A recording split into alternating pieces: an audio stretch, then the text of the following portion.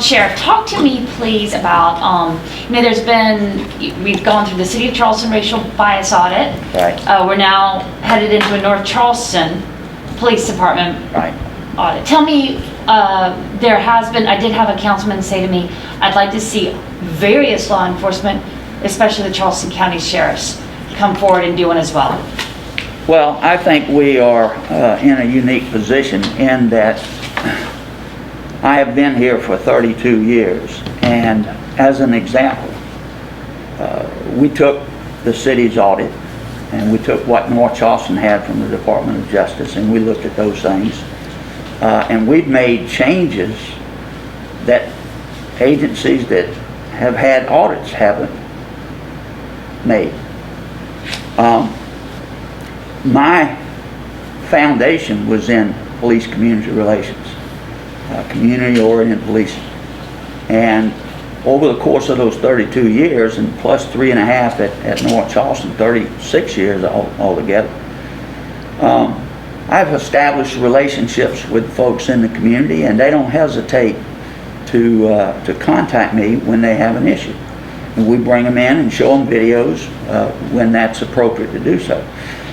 You asking me about a complaint that was made sometime back.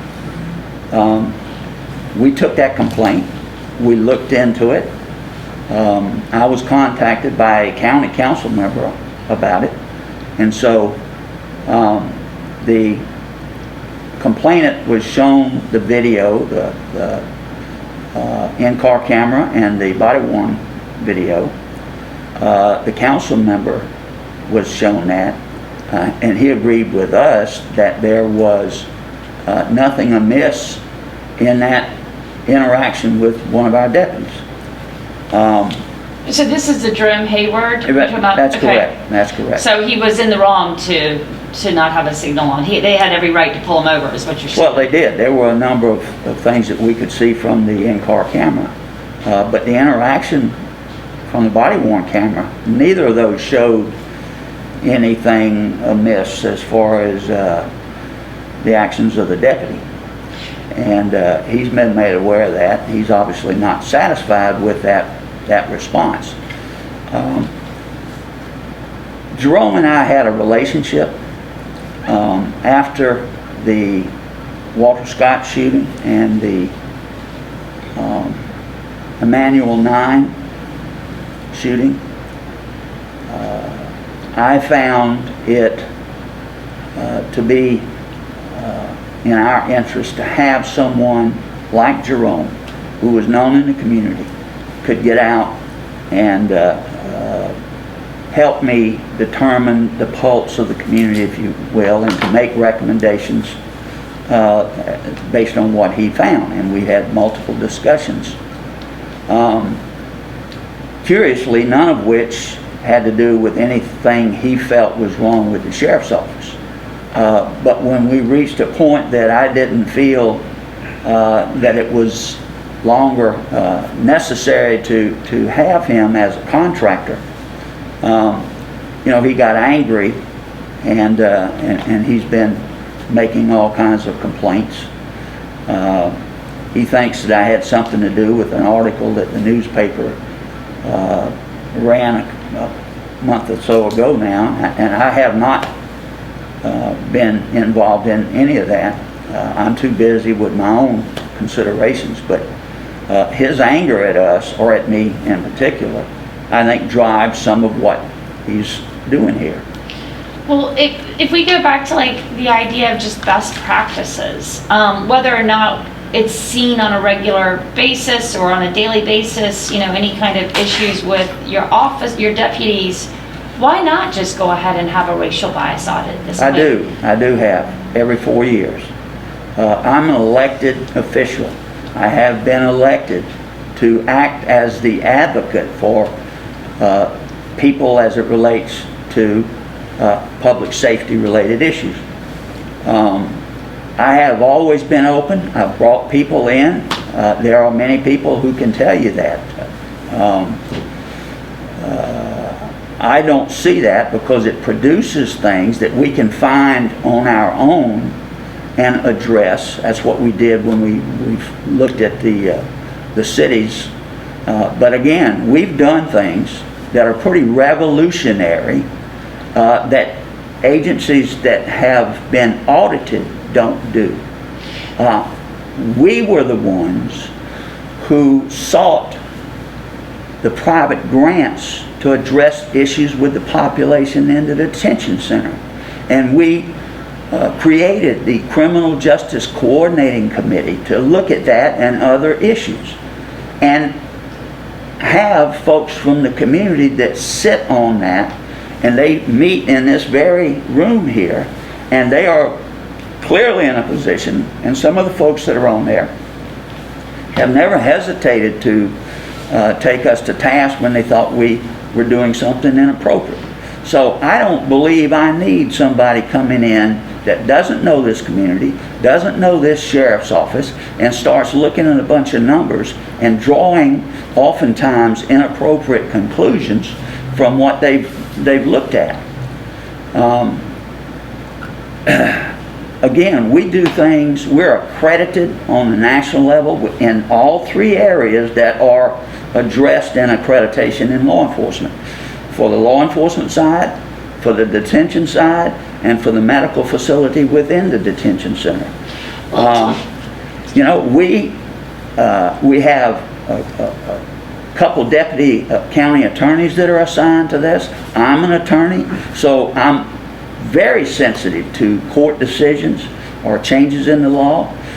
I would argue more than most government agencies, law enforcement, because of the nature of their job and responsibilities, are more attuned to change and improvement than most other government bodies. And the reason for that is, one of the legal principle that's involved with whether or not an agency is liable for the actions of their employees, or in terms of whether or not they violate the law, comes down to court decisions. And the question is, when they look at a particular case, did this violate clearly established law?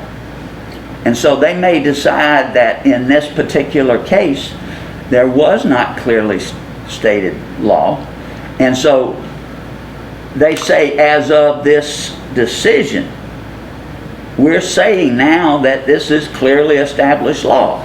And if we're not aware of that soon after and change whatever policies or procedures or techniques that we use, if a court determines that they are inappropriate, or that we're liable if we do some things, or we're violating criminal law if we do some things, then we get in trouble. So it's to our necessary benefit to stay atop of those decisions. And I've got several different sources of information that tell me about what's happening around the country. I'm involved on the national level with organizations, IACP, and the National Association of Chiefs of Police, National Sheriff's Association, major county sheriffs of America, all of those, the FBI National Academy graduates, alumni, the National Executive Institute, all of those folks are constantly sending out data and information about the state of the law. And as that state of the law changes, we change likewise.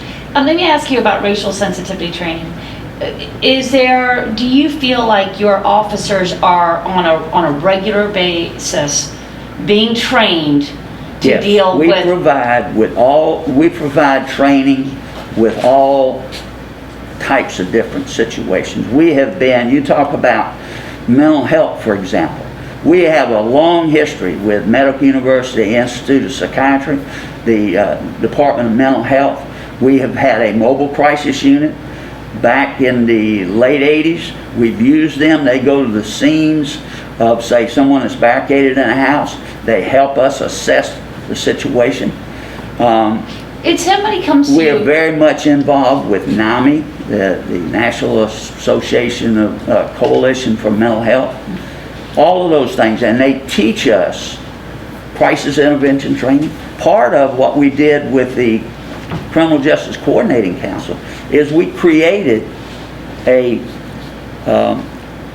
mental health crisis center that we staff with security and mental health staffs, and they, when an officer or deputy interacts with somebody who is going through some mental health crisis, and they're not violating any serious laws, now instead of putting them in jail, we take them to this crisis stabilization center. It will open back up after the COVID thing is over. Well, let's circle back to Same thing with the sobering center. The racial sensitivity training in particular. I want to focus on that particularly. Okay. As far as Don't we do that? What is being done to make sure that officers say, I come to you with a complaint and say, I feel like my rights have been somehow infringed. Or you're talking about one of our employees. I'm saying for your deputies to be out there in the field every day working with the public, are they getting the training they need? Yes. And tell me how. They are trained by professionals. We brought in a guy by the name of Quentin Williams. We've been using him, and he's been working with us for about 5 years. He's an African American, former FBI agent. He's an attorney. And he does a tremendous job, and he has even picked up Eric Watson to help him teach at the FBI National Academy. So he's come in. We have invited other agencies to participate, but we're the ones that have had that, called him in, and it's very effective. We had it maybe two months ago. We've put every sworn deputy through that training, and it's policing in the 21st century, focuses on policing in the community and with respect to minorities.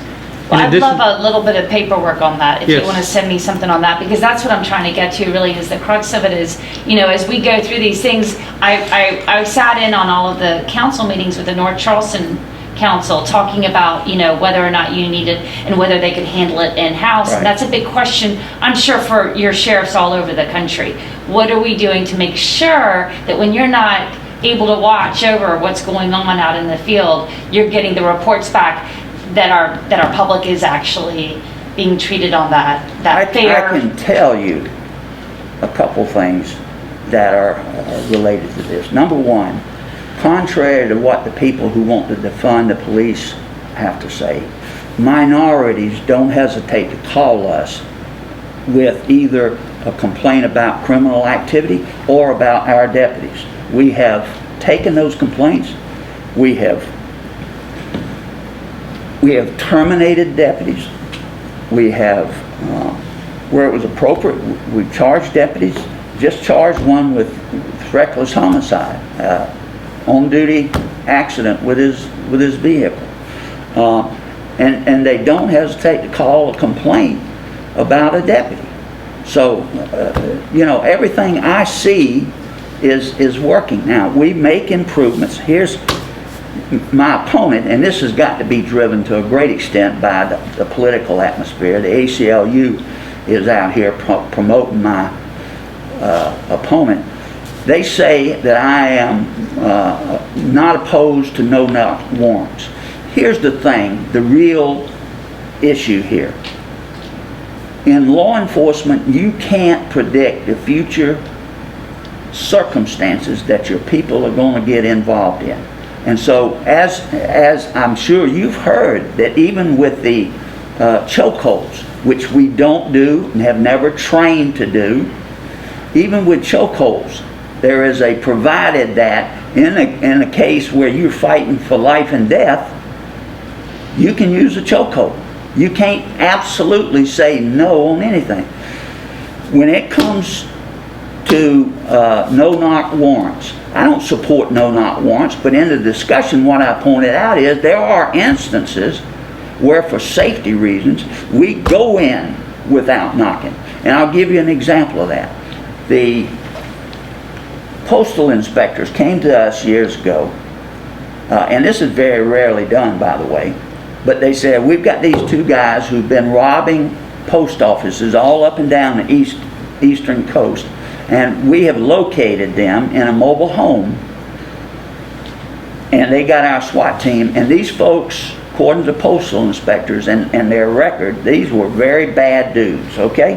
And they claimed that they would not be taken alive, that they were going to kill police officers, all right?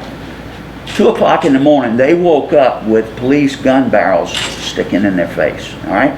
We resolved that without incident, and there are those situations that come up from time to time. So you can't say absolutely there is no situation where we will, same thing with firing in a moving vehicle. No, we highly discourage that, but there are circumstances where that might be appropriate.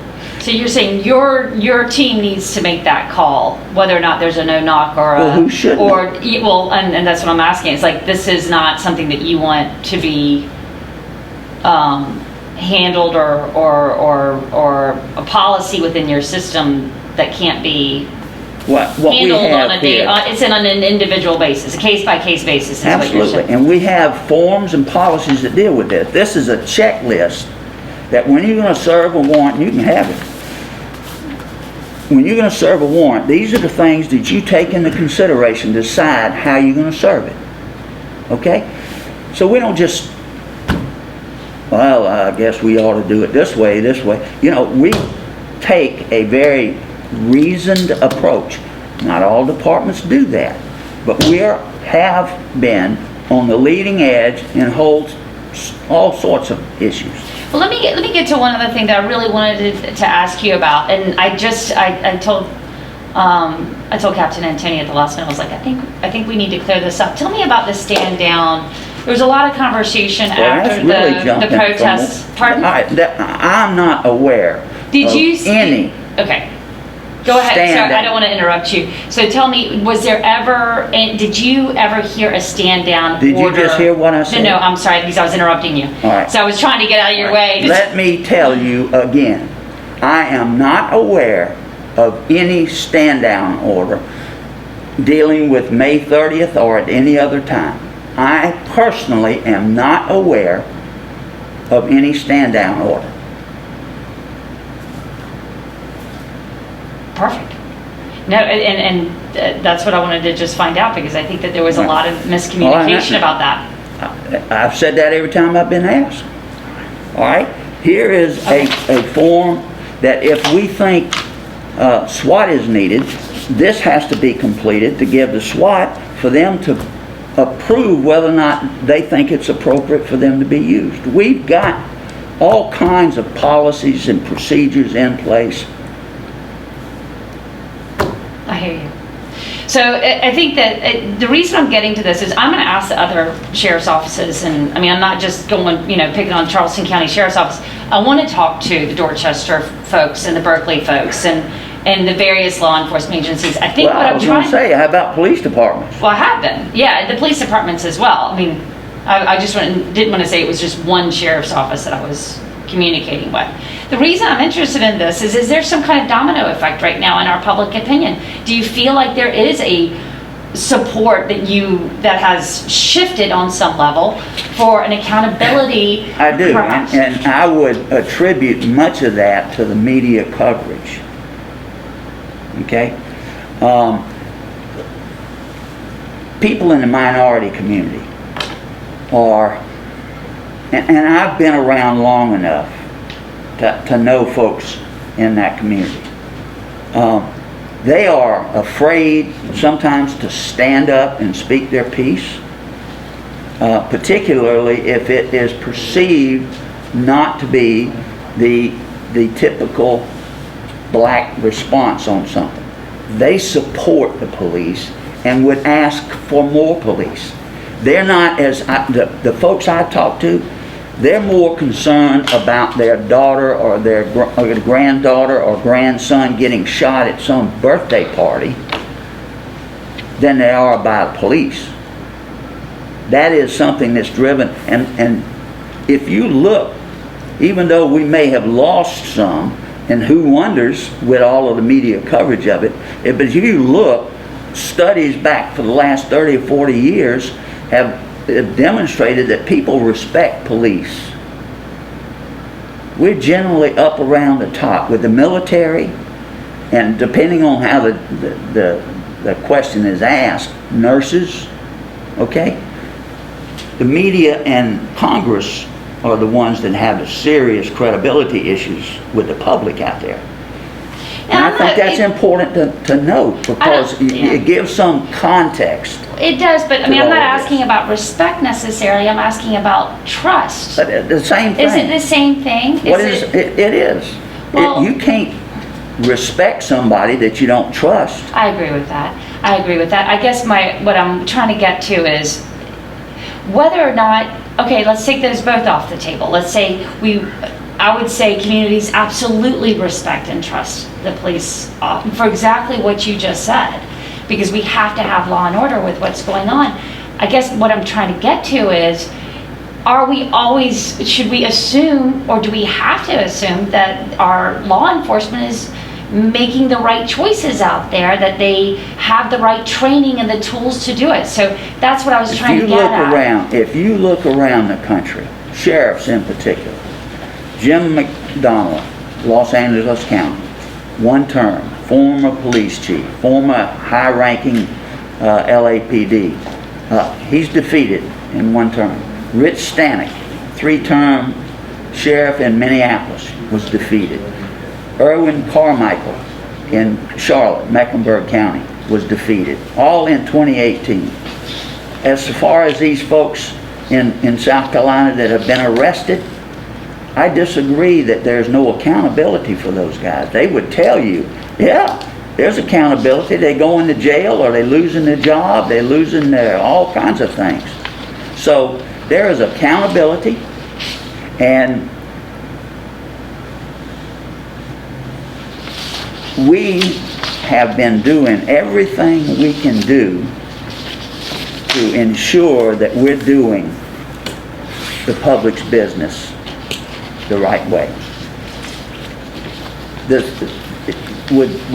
If the council came to you and said, you know what, we agree with you, we think that you've done a stellar, incredible job with I'd what say you've done. thank you, and that's it. But if they said, we want to do an audit, how would you I wouldn't support that.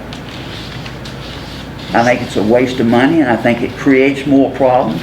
You know what you're going to find? Here's some of the, if you look at, have you studied the issue of police use of force?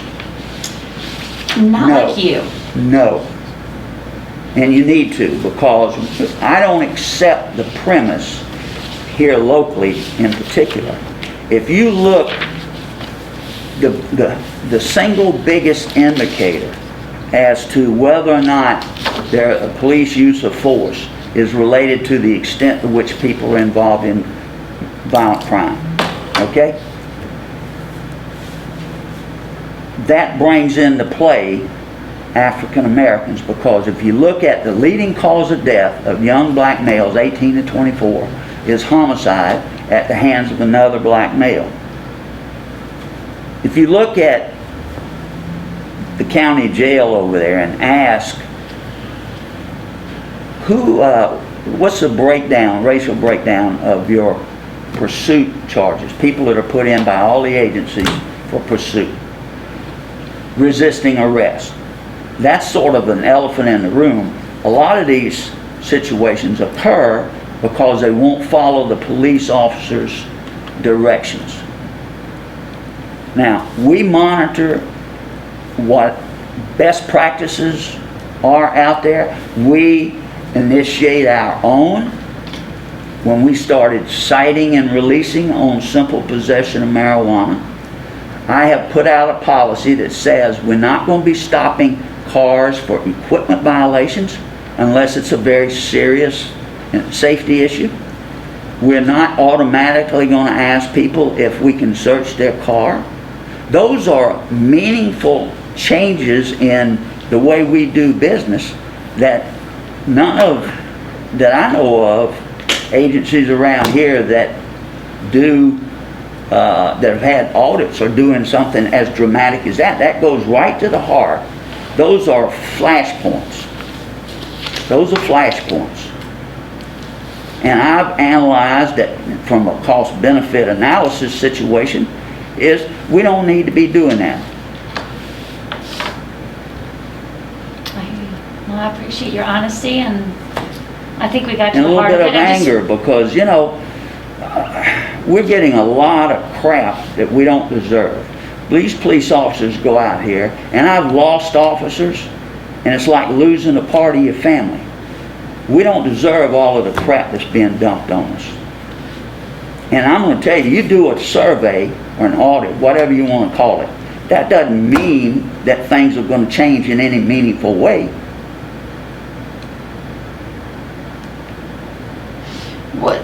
What kind of crap is getting dumped on you? When you say like... What crap? Tell me what it is. Tell me what you're mad about. Well, I'm mad about people saying that we do the use of deadly force as if we're out here looking for a black person to shoot and kill. We're not doing that. All of this, it just, everybody accepts the premise. Now, is there racism? Absolutely. Do I have some officers that have, or that are racist? If we find them, we deal with them.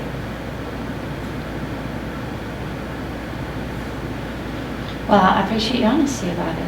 I do. I mean, I think there's a lot You going on. started out by saying there was a lot being dumped on us in effect. Did I? Yeah. Well, I said You that said there was a lot of questions about how we were going to handle things going in the future, but I didn't say anything was getting... You started by saying, I understand y'all are under a lot of pressure because of... Yeah, I did. All right? Yeah, no, you're right. I did say that. I think there is. I think that there's a lot of questions about, I think one of the, and I don't want to use up too much of your time because I know we need to move on in the world. I don't want you to feel like you're trapped here with me asking. But one thing There's never been anybody that felt like I didn't give them enough time. I think In you fact, give me plenty of time. Yes, sir. You'll start looking at your watch here before long. I'm not going to do that. We started this interview early. Okay. But what I did wonder about, you mentioned the word defund the police. That's a really charged word right now. And before we leave, I do want to ask you, like, don't you see a difference between like defunding the police and creating more money for these mental services? Do you really want your deputies to have to do that all the time? You remember the case in Horry County where the 2 ladies drowned? I do. Huh? Back when the storm. They drove the transport van through the water. Yes, and also, yeah, go ahead. Big to do all over the state, right? What's become of it? And I'll tell you what's become of it.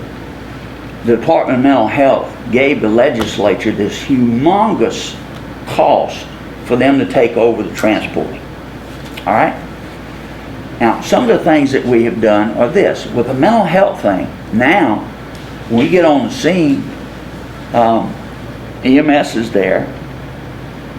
We have a discussion, and they can determine this is somebody we want to transport. And we say, fine. Or the family can transport. Never were doing that before. And there is that's a definite option now that wasn't there. But here's the thing. Where are you going to get all of these people? You might find them in Charleston County, but all these smaller counties, the smaller counties, are they going to be able to attract people and handle that? And by the way, the mobile crisis folks that go out at 2 o'clock in the morning when somebody's in the middle of crisis is a lot different than a doctor that's sitting at a desk and has a patient laying on the couch at 9 o'clock in the morning. They'll tell you, just like an emergency room doc and a family practitioner, he will tell you, that's something I can't do. So finding the people, there are some practical problems associated with these lofty ideas. Finding the people. We get tasked with doing things historically because we were the only ones out there. And you're not going to come up with the kind of money to replace some of what law enforcement does, in my opinion. Now, there are all sorts of things like that. In fact, if you look at some of the things we've been involved in, like helping to stand by the food banks when they're giving out food, actually giving out the food, SROs, all of that provides us an opportunity to interact people in a non-enforcement relationship. So that ends up being healthy, and arguably we should be doing more of that. They just recognized a whole bunch of detention deputies and North Charleston policemen for the food handouts that they've been doing for the last 6 or 8 months. In fact, I got a big plaque, beautiful plaque, that the Community Resource Center gave me. We ought to be doing more of that kind of stuff. That's how you develop relationships with people. If it's down to just we go to somebody's house and arrest them, I can guarantee you, I don't care how well you do that.